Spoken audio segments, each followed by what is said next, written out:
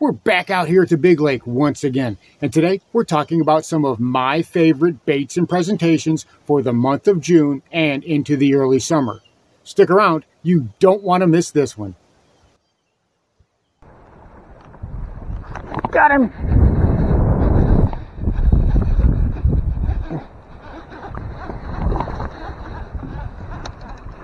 The boy howdy strikes again.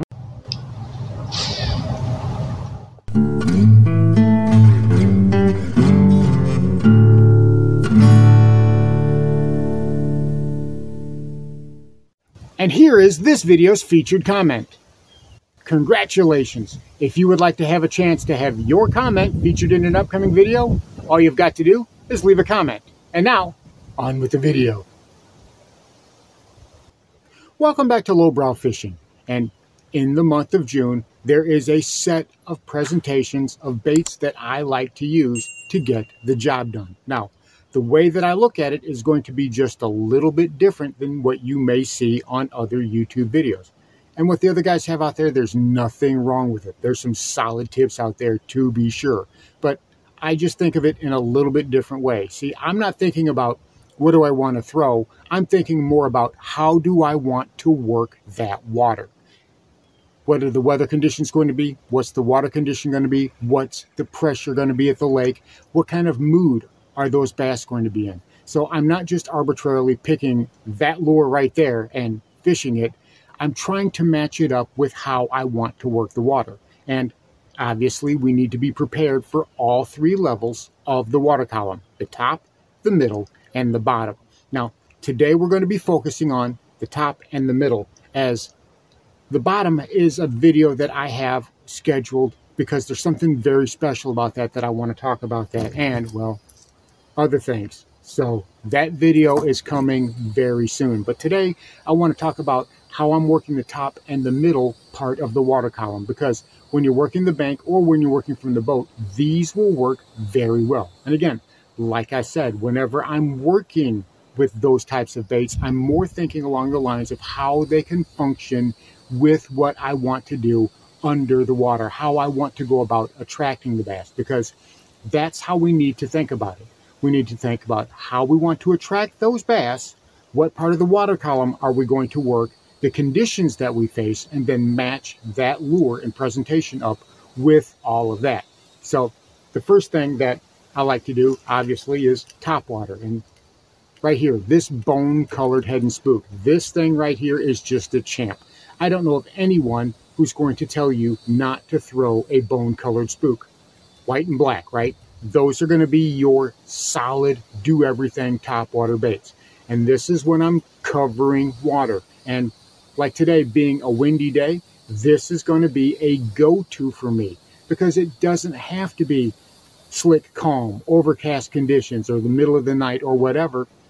Sunny skies, middle of the day, throw topwater. That's what I did today, and that's what I had success on. But this right here is not exactly what I was throwing. I was actually throwing this guy right here, the old boy howdy. You guys haven't seen this on the channel for a while, but it is still one of my greatest confidence lures, especially for topwater.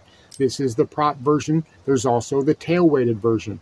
And whenever those bass have been pressured a little bit, whenever they're feeling a little bit more sluggish and slow, I will work this instead of the spook. Now, I can do some things with the spook that I can do with this as well, but I like holding this in spots like if I see a timber or laydown, or if I see a particular flooded brush area that I want to work, a particular juicy spot that I really want to work, then I'm going to use something like this, a prop bait. Now, you can also use a popper. Something like that would work just as well. But this is going to be something that I'm going to be holding in that area, and I'm going to be working it. Now, I may actually work this all the way back to the boat, where as a popper, I'm generally just working it in that spot before bringing it in. So this, I'm actually going to be working a bit more water than I would with something like a popper. But again, when those bass are feeling a little bit slow, when they're feeling a little bit sluggish, something like a prop style bait, you know, something like a spin rocket or a devil's horse or the good old boy howdy. And you guys know the setup right now. 30-pound braid. I've got it to a 17-pound fluorocarbon leader. We've talked about why I do that before, because these old man hands don't work as well as they used to. I tend to cut and retie a lot, and the braid tends to be wispy and harder for me to work with than it used to be. I don't have any problems with hookups, and I'm not having any problems landing fish. And this thing right here was a real trooper for me today.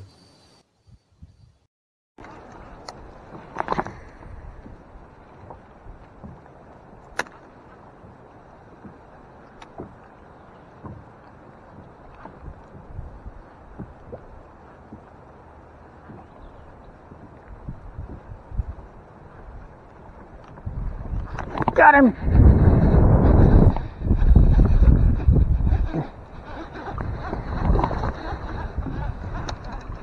The boy howdy strikes again. Look at that.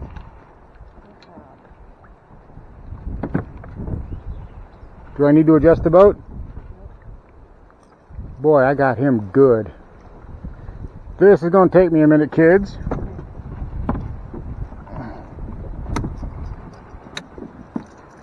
Because I got him good.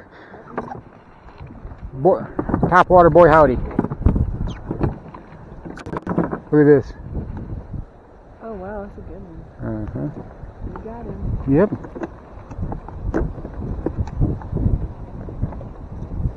Now I just got to unget him. There we go. That was a lot easier than I thought. All right. See, I don't play around.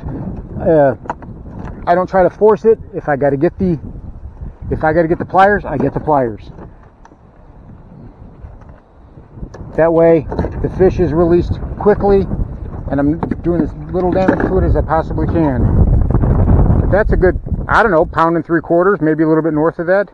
Another tummied up fish feeding on those bluegill for the bluegill spawn. Beautiful, beautiful, beautiful, beautiful. All right, brother, appreciate that. Thank you. And there he goes. Now, another topwater bait that I like to consider, obviously, is going to be a topwater frog. This is the good old scum frog, made right here in South Mississippi, in Van Cleve, Mississippi. That's where these are made. And this guy right here, this is my favorite frog, this good old chartreuse scum frog. This thing catches toads, and it puts in work where I need it to. This gets in those gnarly, tight spots. So if I see that pollen, or if I'm seeing that vegetation mat, which they're matting on the side of the lake as the current is blowing all that stuff all up under there. We get a lot of boat traffic out here. It goes through the hydrilla, it chops it up. We get a lot of wind, and it blows all that matted vegetation, as well as the pollen and whatever else, all up under the side of the bank. This is perfect for working those areas, and it does great work for me. And another bait that I like working in those same areas is, well, a good old popping frog. And this right here, this is a fish lab, and this is my favorite type of popping frog. It's got some kind of little jingle rattles in it, and I don't know what it is about this, but this thing right here really gets the job done. This is a 3.5 inch size. It is a 1 ounce frog. That's a big frog. But I like these because they got that wide mouth on them, and they really chug. They bloop really well, and they spit some really nice water. But let's move down in the water column just a little bit, okay? Let's say we want to work that middle water column, when right now, that's a great place to work, especially if you're fishing a little bit further out. If you're fishing a little bit further out from the bank. That doesn't mean if you're a bank angler, you can't work these. These are great for bank anglers too, because one of the first things that I'm going to have tied on, obviously, is going to be a jerkbait. In this case, well, we got the good old cat turd. And this guy, of course, was putting in work for me again today.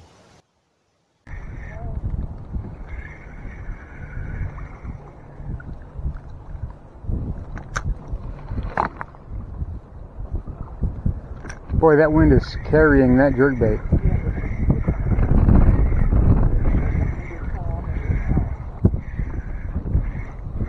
There we go. I got it. Doesn't feel bad either. That does not feel bad either. If I got a tail hooked, or... Yeah. You know what I did? I was cranking it, slow cranking it. Slow, down. I was just not jerking it, I was slow cranking it. Okay. You know, and that's something, neat little trick. And of course the cat turd comes through, right? Yeah. All right, boy, he's tummied up too. Look at that. Yeah. £1.25. Normally he'd be about £1, but he's good and tummied up. That's that bluegill spawn going on. All right. So I was working it a bit more differently. Rather than just twitch, or working it fast like I normally do, you guys know that I like to work these fast, I was actually doing a little trick where I slow crank it for a while. I will slow crank it, maybe throw in a few twitches here and there, and then leave it pause or slow crank it some more. This particular bait, because it rises up slowly, this really lends itself well to being fished like that. And well, today you saw that I actually caught some really nice fish doing that. So that was a lot of fun. So what if it's really windy, if I want to fish down banks, or if I'm looking to fish, you know, more through vegetation, more through those timber areas, and I want to cover water near the bank, but work it in the middle of the water column. And I'm going to be going to something like a good old spinnerbait. This is a Booyah with the painted blade. This is the one that I like. I like these painted blades because, well, when it's sunny and this water's clear, I don't want so much flash. Even when it's overcast, something like this still works better for me than something with a chrome blade or a gold blade. And you can see this is a tandem. It's got a Colorado blade here, and this is a willow blade. But that's what my go-to is for most situations. This is the type of spinnerbait that I'm going to be using. If I'm changing anything, I'm usually going to a double willow, because this lake is supremely pressured and I really don't need a whole bunch of thump. I'm just looking for a little bit of an attraction. And something like this, slow road, right? You can slow roll this right along the bank, nice and easy, and it will pick up those giant bites. You can get some really big bites. As a matter of fact, the biggest fish I've caught so far this year on this lake was on this very spinnerbait, and I did it just a little while ago. So again, if we're looking to slow things down, well, you know where I'm going with this.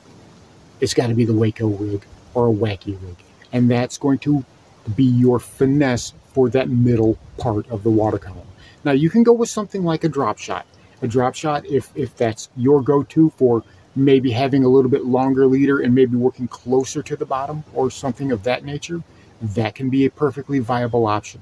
But I love the action on this. And the difference between this and a drop shot for me is with a drop shot, it's really hard to work it from the bank because you've got that steep angle. To me, a drop shot works better whenever the line is more vertical, so you can actually work that bait a lot better. Something like a robo worm, or even something like a short cream scoundrel. Those are great drop shot baits. But today, just a regular stick bait, just a regular 5-inch stick bait. I like a trick worm on here, your favorite type of worm. It doesn't matter the brand, they all work well. And obviously I'm still putting the stinky sauce on this. It works amazingly well. I'm still spraying these down. I'm still soaking the bags of plastics, all of my plastics, in the stinky stuff, and I'm having amazing results. I don't think I will ever go back to using plastics without spraying them down. But a weightless wacky rig or the Waco rig, a weightless fluke is another great thing. It's something when I'm working the middle of the water column, I want that darting action. This gives me that. The wacky rig gives me that twitchy, pulsy action. The fluke gives me that action that I'm looking for, right? And that's what works well for me. And I'm telling you, I'm hearing from other guys who've been starting to fish this. This is actually starting to catch on, and guys have been showing me pictures of absolute giants that they've been catching. So if you're not fishing the Waco rig, whether you're fishing from the bank or the boat, I'm telling you, this thing will crush bass. So don't miss out on it. So there you have it, my presentations and techniques for the month of June and into early summer. As I've said, I rather match the lure and presentation up with how I want that bait to look and respond in the water.